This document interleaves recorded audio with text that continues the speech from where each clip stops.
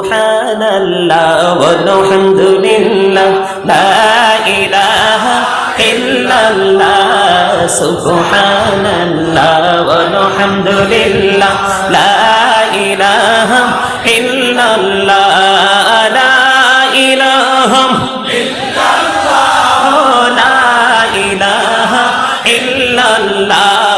নবী আমার নূরের ফুতুল জগত করলেন ও জালা নবী আমার নূরের ফুতুল জগত করলেন ও জালা রোজ হাসরে করবেন তিনি উম্মতের ফয়সালা সুবহানাল্লাহ আলহামদুলিল্লাহ লা ইলাহা ইল্লাল্লাহ সুবহানাল্লাহ ওয়ালহামদুলিল্লাহ লা ইলাহা ইল্লাল্লাহ লা ইলাহা ইল্লাল্লাহ লা ইলাহা ইল্লাল্লাহ আরশি কুরসি লৌহ কলম সৃষ্টি যাহার ওসিলা আরশি কুরসি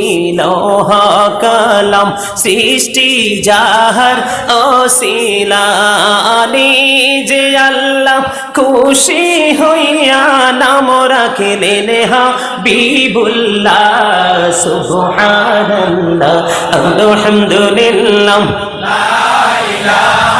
ইল্লাল্লাহ সুবহানাল্লাহ ওয়ালহামদুলিল্লাহ লা ইলাহা ইল্লাল্লাহ লা ইলাহা ইল্লাল্লাহ লা ইলাহা নামের সাথে নাম মিশাইয়া যারে আল্লাহ পাঠাইলা নামের সাথে নাম মিশাইয়া যারে আল্লাহ পাঠাইলা নিজে আল্লাহ দোস্ত বলে তাহার প্রেমে মজিলা সুবহানাল্লাহ ওয়ালহামদুলিল্লাহ লা ইলাহা ইল্লাল্লাহ লা ইলাহা ইল্লাল্লাহ মুহাম্মাদুর রাসূলুল্লাহ সাল্লাল্লাহু আলাইহি ওয়াসাল্লাম কান্দায় না প্রাণের নবীকে কান্দাইলে রে কাঁদবা হাসরে আল্লাহুম্মা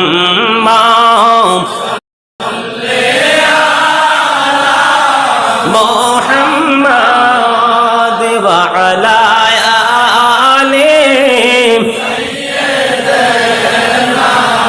মুহাম্মাদ ওয়া আলা আলি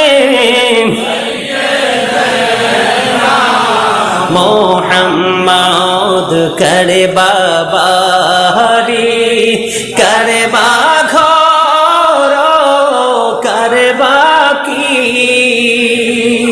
যখনই চলিয়ার যাবে প্রাণ পাখি আল্লাহুম্মা সাল্লি আলা মুহাম্মাদ ওয়া আলা আলি মুহাম্মাদ ওয়া আলা আলি মুহাম্মাদ আইসো ভবে যাইতে হবে কবরে আইসো ভবে যাইতে হবে কবরে হিসাব নিকাশ দিতে হবে হাসরে আল্লাহুম্মা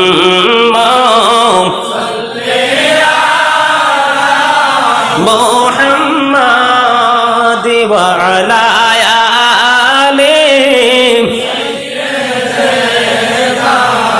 Muhammad mother Fatima is the leader of females in জান্নাহ।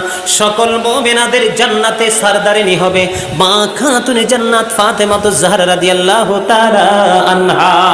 জোরে জোরে সুবহানাল্লাহ, আর জোরে বলেন না সুবহানাল্লাহ। বন্ধুরে আমার, এবার আসেন ইমাম হাসান হুসাইনের কাছে যদি আমরা যাই, হাদিস শরীফের মধ্যে এসেছে ক্বালা রাসূলুল্লাহ সাল্লাল্লাহু আলাইহি ওয়াসাল্লাম, রাসূল বলেছেন আল হাসান ওয়াল হুসাইন সাইয়্যিদু শাবাবি আহলিল জান্নাহ। রাসূল একবার স্পষ্ট করে বলে দিয়েছে ইমাম হাসান এন্ড হুসাইন আর the leader of younger people in জান্নাহ। রাসূল বলে দিয়েছেন বন্ধু, ইমাম হাসান হুসাইন দুই ভাই জান্নাতে সকল ইমানদারদের লিডার হবে, ইমাম হবে।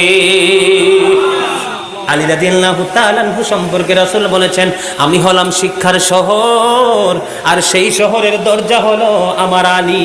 আনা মাদিনাতুল ইলমি ওয়া আলিউন বাবুহা। রাসূল বলেছেন I am a city of education, the gate of that city is Ali. রাসূল বলেছেন আমি হলাম শিক্ষার শহর, আর সেই শহরের দরজা হলো আমার আলী। এই ওয়াজ কিন্তু ইমানের ওয়াজ। কিসের ওয়াজ?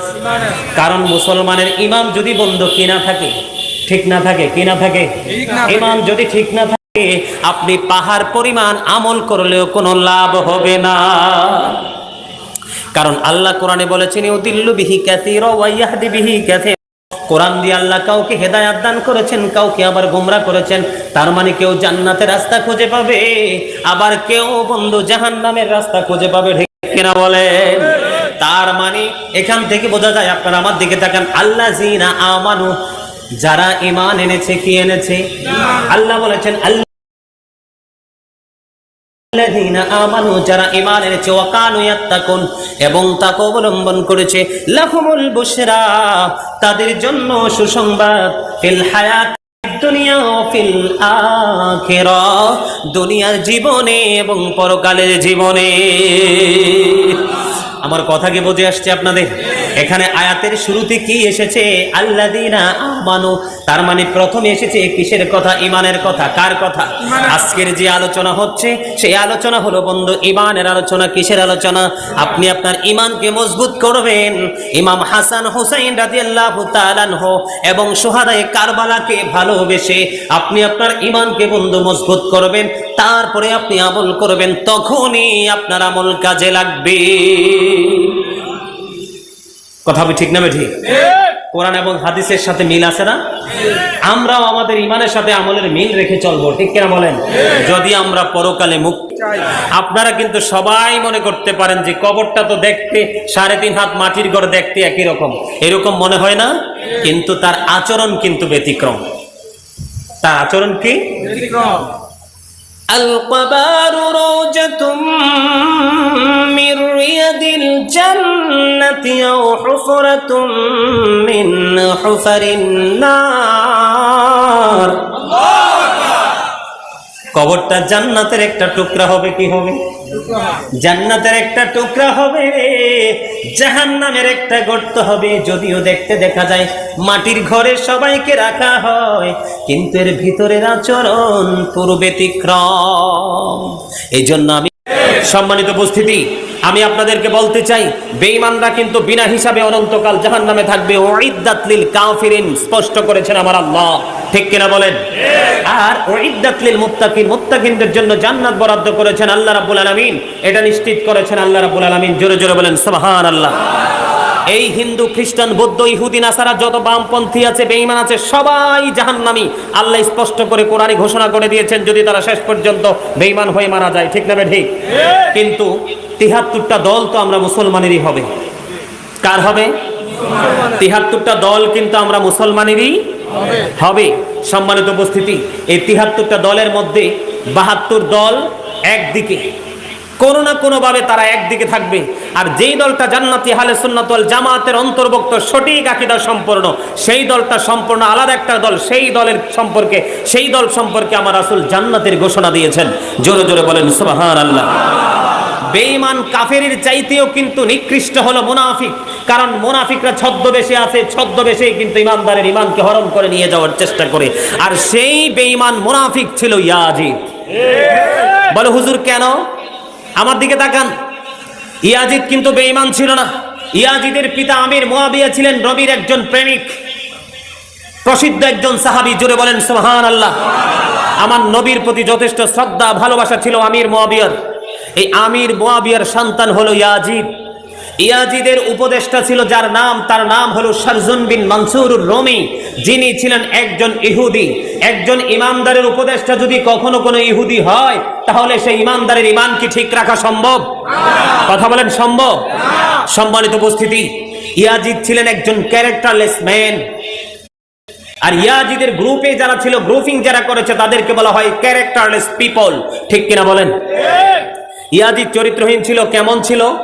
ইয়াজিদ কিন্তু বানর নিয়ে খেলা করত, বানর নাচাতো। কি করত? বানর নাচাতো, বানর নিয়ে খেলা করত ইয়াজিদ। সে রাতের বেলা হলে মদের আসর বসাতো। কি করত? মদের আসর বসাতো। আমাদের বর্তমান প্রজন্মে বাংলাদেশে কি অসৎ মহিলা আছে না? কথা বলেন, অসৎ মহিলা আছে না? অসৎ পুরুষ আছে না? তাদের কিন্তু দিন নাই রাত নাই, তারা নির্জন জায়গা পাইলে কিন্তু অবৈধ সম্পর্কে জড়িত হয়ে যায়। ঠিক ইয়াজিদ বাহিনী ছিল এরকম, মদের আসর বসাতো, দিনের বেলা বানর নাচাতো। সম্মানিত উপস্থিতি, রাত্র হলে নর্তকীদের কি দিয়ে নাচের আসর বসাতো। জোরে জোরে বলেন নাউজুবিল্লাহ। ইয়াজিদ সম্পর্কে যথেষ্ট কিতাব আমি দেখেছি, যথেষ্ট গবেষণা আমি করেছি। ইয়াজিদের কোথাও বিন্দু পরিমাণ গুণের সম্ভাবনা আমি দেখিনি।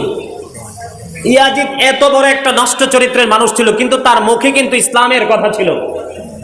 কোন পৃথিবীর কোন আলেম বলতে পারবে না যে ইয়াজিদ কোনোদিন প্রকাশ্যে একটা মসজিদ ভেঙেছে। কোনোদিন কোন একটা মানুষ বলতে পারবে না যে ইয়াজিদ প্রকাশ্যে ইসলামের বিরোধিতা করেছে। সে কোনোদিন মসজিদ ভাঙে নাই, মাদ্রাসা ভাঙে নাই। সে কিন্তু মুখে ইসলামের কথা ছিল। ইয়াজিদিয়াত হলো মুখে ইসলামের কথা বলা, আর অন্তর ইসলামকে ধ্বংস করার পরিপূর্ণ সিদ্ধান্ত নেওয়ার নামই হলো ইয়াজিদিয়াত। আমাদের পৃথিবীতে বর্তমানে বাংলাদেশে তথা গোটা পৃথিবীর বুকে আমি কিন্তু কয়েকটা দেশ ভ্রমণ করে এসেছি। সম্মানিত উপস্থিতি, গোটা বাংলাদেশটা কিন্তু আমার সফর মোটামুটি শেষ হয়ে গেছে। শুধু দুইটা জায়গা বাকি আছে, একটা হলো টেকনাফ আর একটা হলো তেতুলিয়া। দুইটা জায়গা যদি কমপ্লিট করতে পারি, মোটামুটি বাংলাদেশ সফর শেষ হয়ে যাবে। আমাদের বাংলাদেশ মানে কি বলবো, একটা বিউটিফুল কান্ট্রি। আপনারা জানেন না বাংলাদেশটি কত সুন্দর, সবুজ শ্যামল ঘেরা, এক প্রাকৃতিক পরিবেশে ভরা। সম্মানিত উপস্থিতি, বিভিন্ন দেশ থেকে, বিশেষ করে ভারত থেকে যখন ফোন কল আসে, এরা বলে হুজুর বাংলাদেশটা যেমন সুন্দর, বাংলাদেশের আলেমগুলোও তেমন সুন্দর।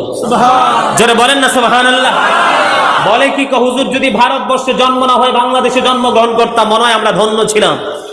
কয় আমাদের দেশেও কিন্তু আলেম ওলামা আছে, কিন্তু বাংলাদেশের আলেমদের মতো চমৎকার ভাবে বয়ান আমাদের দেশের আলেমরা করতে পারে না।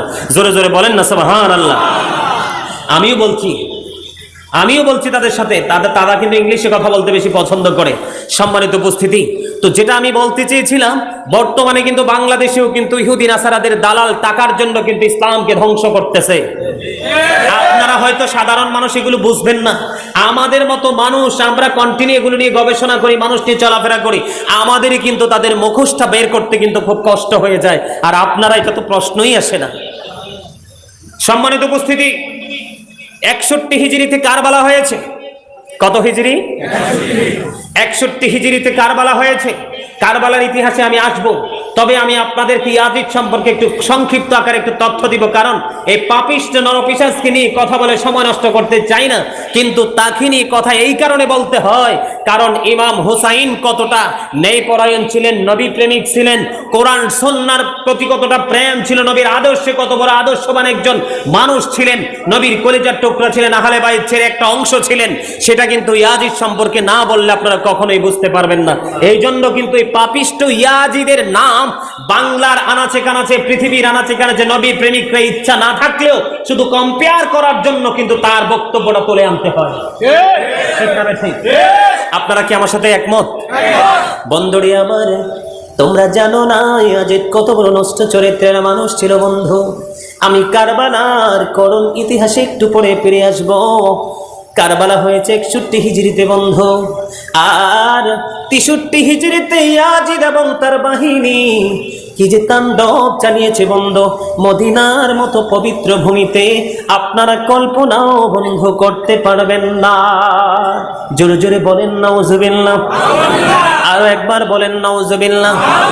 বন্ধুরে আমার, ইয়াজিদ কি করেছেন? ইয়াজিদ বাহিনী 63 হিজরিতে আমি নিজের চোখে দেখে এসেছি বন্ধু। তখন কেমন ছিল বন্ধু জানি না। এইবার আমি যখন হজ করতে গিয়েছি বন্ধু, নিজের চোখে দেখেছি রে, মসজিদে নববীর মধ্যে ঢুকলে বন্ধু কলিজা ওঠো ঠান্ডা হয়ে যায় বন্ধু। এই সরকারি প্রাথমিক বিদ্যালয়ের মাঠ প্রাঙ্গণের মানুষগুলো রে, আমার ভাই, আমার বাবারা, আমার মা, আমার বোনেরা, সবাইকে ডেকে ডেকে বলছি বন্ধু তোমরা সরে নাও। ইয়াজিদ কত বড় ক্যারেক্টারলেস ম্যান ছিল বন্ধু। 63 হিজরিতে জিলহজের চাঁদের 27, 28, 29 তারিখ, এই 3 দিন, কয়দিন? এই 3 দিনের মধ্যে সকল নাপাক কাজ সে বৈধ বলে ঘোষণা দিয়েছে। সকল অবৈধ কাজকে সে বৈধ বলে ঘোষণা দিয়েছে, সকল হারাম কাজকে সে হালাল বলে ঘোষণা দিয়েছে। মসজিদে নববীর মধ্যে বন্ধু 3 দিন পর্যন্ত আজান নামাজ পড়তে দেয়নি। ও বন্ধু, ঘোড়া, হাতি, যত ধরনের প্রাণী আছে সবগুলোকে মসজিদে নববীর মধ্যে বেঁধেছিল এই পবিত্র জায়গাকে অপবিত্র করার জন্য। জোরে সোরে বলেন নাউজুবিল্লাহ। বন্ধুরে আমার, আপনারা আরো যদি শোনেন আপনারা আশ্চর্য হয়ে যাবেন যে মুসলমানের লেবাস লাগাইয়া কেমন করে ইসলামের এত বড় ক্ষতি করতে পারে বন্ধু।